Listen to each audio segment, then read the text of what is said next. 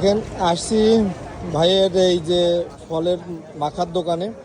এখানে বিভিন্ন ফল এখানে সাজায় রাখা রয়েছে, তার ভিতর থেকে আমার পেয়ারাটাই পছন্দের। ওই আমাকে এই যে 20 টাকার একটা পেয়ারা দেওয়া যাবে? মাখায় দিবেন কিন্তু? আচ্ছা দেন।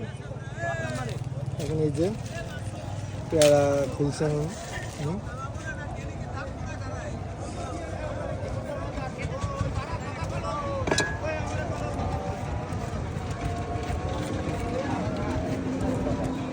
পেয়ারা তো মিষ্টি হবে না নাকি? হ্যাঁ মিষ্টি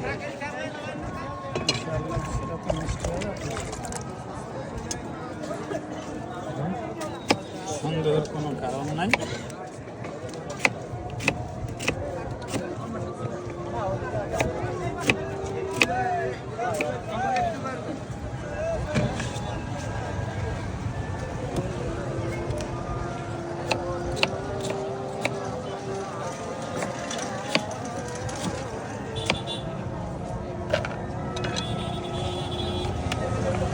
প্রথমে কি দিচ্ছেন একটু বলে দিয়েন তো। সরিষা, হ্যাঁ, এরপরে দেবো আপনার একটু ঝাল, হুম এরপরে লবণ, বিট লবণ আর ধনিয়া পাতা। ধনিয়া পাতা না?